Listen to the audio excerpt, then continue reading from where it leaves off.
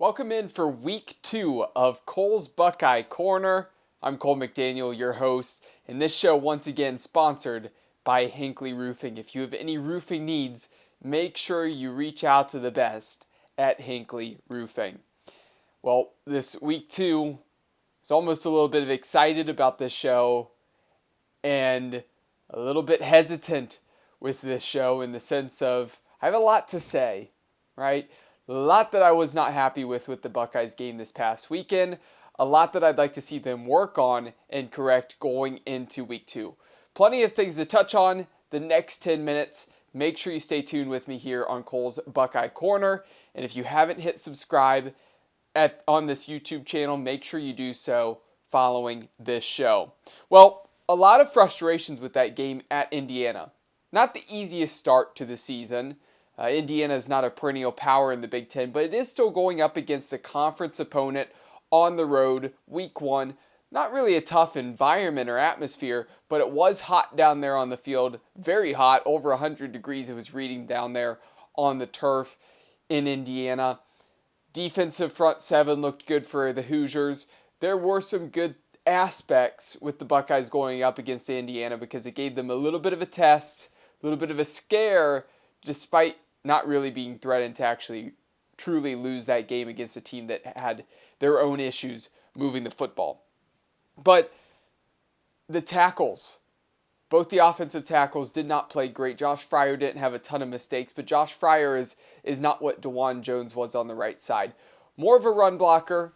That's why when he was at left tackle during the spring games, he struggled. Good thing that Simmons probably came in and is at left tackle. He's a little bit more mobile. He didn't play that well himself, though. Missed some opportunities there, missed some blocks. Devin Brown was on the field, and the third play that he was in, when he ran the ball on that quarterback draw, he was immediately stopped because of Simmons missing his block. And that was a big deal and actually really changed the course of the game for Brown and probably how he was going to be used as well. So Simmons has some things to work on at left tackle, but I do think he has some ability, has some experience from his time with San Diego State. As for the other side at right tackle, Fryer, I think he's going to continue to improve. I feel okay about the middle. Jones's experience, we know Donovan Jackson's experience, and Hintzman's pinched in between the two guys that have the most experience on that Buckeyes offensive line. I was disappointed with the play calling. Ryan Day was very conservative. He's a guy that I'm used to, airing it out, being aggressive through the air, really attacking. Instead, it looked like Jim Trussell was calling the plays. Some I formation, I liked the power at times because there were times where it worked. I'd like to see the ground game get going this season. But overall, did not really give McCord too many opportunities to throw. I'll touch on my issues with not giving Brown much playing time at all and hardly any opportunities to showcase his ability with his arm. The whole thing was disappointing to me, and typically I am an advocate of Ryan Day. I like what he's done with the team in general. Don't necessarily like maybe the softness that we've seen against Michigan and his struggles there, but I think he has a team that has been built to potentially compete for championships in past seasons. This team should be there. The defense has all the ability. The wide receiver room's loaded. The running back room's loaded. But I don't like how he called plays, and I'd like to see him be more aggressive against Youngstown State this next week. McCord, he had some good throws, right? There were a couple of them.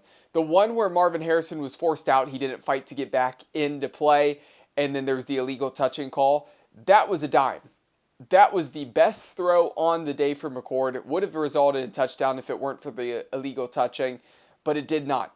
But that was what I was hoping to see from McCord when it came to his touch, his placement on the ball. Maybe not the strongest arm, but he fit that in very nicely. Good vision on that throw.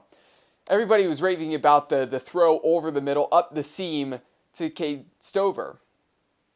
Honestly, any quarterback with a pulse should hit that. Stover's wide open over the seam. He had a couple steps on the defenders. Out of the 3 high school football games I called this year, I think all 6 quarterbacks could hit that throw because it's not that difficult. It's a good one, to give them credit, but it's not really that difficult. McCord didn't have to make a ton of difficult throws because he was getting off of his reads so quickly that everything was checked down and underneath. And it was unnecessarily that. Maybe it was some uncomfortability in the pocket, McCord just being too quick because he wasn't settled in. He had Marvin Harrison Jr. down the field wide open if he held on to him just a little bit longer. Instead, he checked it down to Julian Fleming. There were a lot of situations where he could have held on to the football, and I think that's going to be an issue with McCord where sometimes it is important to check it down. But I think his lack of mobility, his lack of running ability, which we saw when he went left following Chip Trayanum's block instead of going to the right and he would have walked into the end zone.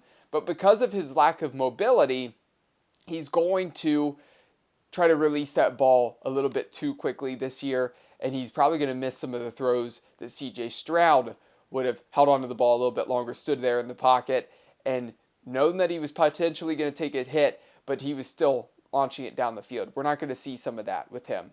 We also saw McCord rolling to his right, throwing back across his body, a poor interception. So I was not happy with a lot of the things I saw there from Kyle McCord, especially when I looked to Penn State. Drew Aller played fantastic, and I still can't believe that Ohio State let him get out of their backyard because they didn't recruit him sooner. But Aller looked great, and Penn State was really solid. So Ohio State has some things to maybe be concerned about, especially when it comes to still sorting out that quarterback position in their offense. Some positives, though. The running backs looked good. Henderson looked healthy. Last season he was banged up. There were some good things from him. Maybe trying to bounce it to the outside a little bit too much. I'd like to see him get north and south a little bit more. It's going to be important for his development this year as NFL teams are looking at him. Mayan Williams is that short yardage goal line back. He's not going to get as many touches between the 20s this season if the other running backs are healthy. And Chip Trayanum looked like he could get a ton of carries this year. He's a freak at running back, has some speed, has size, has the strength, good vision, played very well, not only at running back, but in goal line situations. He was going in at fullback when Mayan was getting the carries, and being that lead blocker for Mayan, that was explosive as well. So a lot of good things there with the ground game, which is positive. As for the defense, they were flying around the field, like what I saw from Sonny Styles being moved around. Not a ton of pressure in the backfield on those quarterbacks, but I don't think that's a huge deal to this point. I believe in JT Tuimoloau, Jack Sawyer, Caden Curry looked really good. Kenyatta Jackson's going to be in the mix. There's plenty of edge rushers for Ohio State. Mike Hall is going to bring the pressure up the middle. Hiro Kanu actually got home as he was a guy applying a little bit of depth there for the team. And so there's good things on that line. And I think that they are going to be able to wreak some havoc on the defensive side. And guys were flying all over the field. Josh Proctor actually played pretty well. Again, a hard hitter trying to fly in too fast. Maybe going to take some bad angles and miss some easy tackles. But I liked the aggressiveness, the intensity I saw. And for not really prepping for the read option, I'd say Ohio State did actually quite well against Indiana. But of course, they struggled passing the ball. That's not going to happen all season. So the next game, well, a couple things I'd like to see. I want to see Devin Brown get some reps. Kyle McCord's going to be the starter once again this upcoming weekend. Now, even though he's going to get the starting reps, the reason why Ryan Day kept McCord in, you could tell that he really didn't have much faith in either quarterback, but he had the faith that there wasn't much rhythm, was concerned about if there was even a slight bit of rhythm, getting them out of sync with Brown. And I would have done the complete opposite. There wasn't a ton happening on offense with McCord in the game. And if you're really wanting to run the ball like Ryan Day was doing, put in the quarterback that has more running ability in Devin Brown. Brown was set up to fail. Put him in for 3 plays, 2 rushes with the running backs, and then on a quarterback draw, a block was missed, which is not his fault. And then they're stopped 3 and out, and Brown doesn't enter the game again until the final drive of the game with backups, and the game's really signed and sealed, and he only gets 1 attempt to pass the ball, and that's on a 3rd down, rolling to his left. Threw it a little bit low, but receiver probably should have had it at the sticks. Not a good opportunity for Brown if this is a tight QB battle. I would have wanted to see Ryan Day play him more. So I'm hoping Devin Brown gets more snaps and gets to throw the ball. We get to see him uncork it, let the arm go to work, let it fly, And then maybe after this Youngstown State game, we have a true identity of whether McCord should remain the starter or if Devin Brown should take over the rest of the season. He just needs a chance if Ryan Day is going to give it to him, and he should give it to him. Can't believe he didn't this past weekend.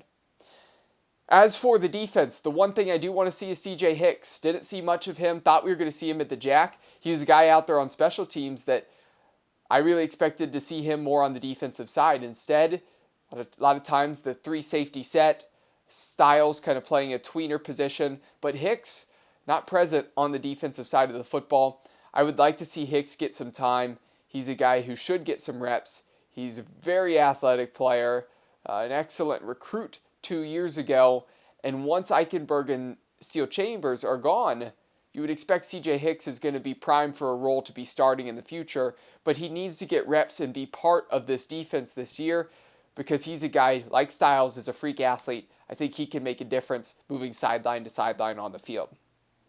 Youngstown State is 1-0.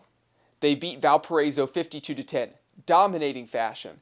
This Youngstown State team's not a bad team, but they're overmatched coming in to the shoe, going up against the Ohio State Buckeyes. And the Buckeyes, they slid to 5th in the AP poll. I personally, in my top 10 rankings that I put out each and every single week, I said they should have been 7th, honestly. I was not impressed with what I saw on the offensive side. Defense was good, don't get me wrong. And the Buckeyes will get it turned around at some point, but I don't see enough on offense yet to feel confident in the quarterback situation, confident in the offensive line. Penn State was better. USC with Caleb Williams was better. Florida State was obviously better. Alabama, Michigan should still be up there. And then you, of course, have Georgia. So those are all the teams that I think are better than the Ohio State Buckeyes at this point. Ohio State probably fortunate they didn't slide any more than 5th. But they're going to bounce back. They're going to win this game against Youngstown State. I have them taking this one 42-10 over Youngstown State on Saturday. Not going to be the typical 50, 60 points that they put up against some of these smaller quote-unquote cupcakes to start the non-conference schedule during the regular season. But the new clock rules going to result in less points, less drives. Ohio State going to turn it around a little bit. Again, don't expect it to be perfect from those quarterbacks in McCord or Brown, but hope to see them both out there. Hope to see strides in the right direction for either one. But I still am of the opinion that in order for Ohio State to have any chance of doing anything come like playoff time and try to win a national championship, if they can put Brown out there and he looks good with his arm and he's throwing well, if it's marginal in the difference between them, go with Brown because he has the running ability. You're going to need that running ability this year with potentially more pressure in the backfield because the offensive line isn't going to be quite as good as last season. My must-watch 3 this week. Number 1, it's the 22nd ranked Ole Miss Rebels at number 24 Tulane. That one's on Saturday at 3:30. Make sure to watch that game because that's going to be actually probably a pretty fun one there towards the back end of the top 25.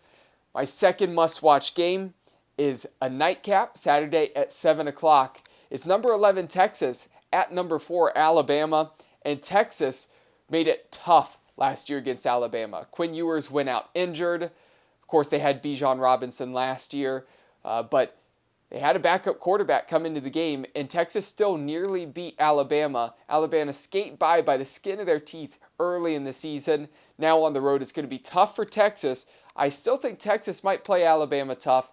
Crimson Tide will probably walk away with the win here in this one, but I think it's going to be closer than what many would expect. And at the same time, kicking off 30 minutes later, my third must-watch matchup, that's number 19 Wisconsin at Washington State. Luke Fickell in control of the Wisconsin program now, taking over. Had actually a little bit of a tough test from Buffalo, a team in the MAC who have a very good chance to win the MAC this year, have some good pieces on their team. Played Wisconsin tough, but Wisconsin pulled through. Traveling up to Washington State, one of the only teams remaining in that Pac-12 where next year as the moves are happening. It's down to Oregon State and Washington State, the only two in the Pac-12 still. Assume that they're going to find another conference and go elsewhere as the Pac-12 really dissolves right before our eyes. But that could be a fun one, as the Pac-12 did really well this past week, went undefeated, and now Wisconsin has to travel, go up there on the road. We'll see what Luke Fickell and his boys can do. Of course, Nathaniel Vakos, the kicker, formerly of Avon, formerly of the Ohio Bobcats, now with Wisconsin. So, of course, a local guy to pay attention to there as well. So some fun games in college football this week. Ohio State, we'll see if they can get it turned around.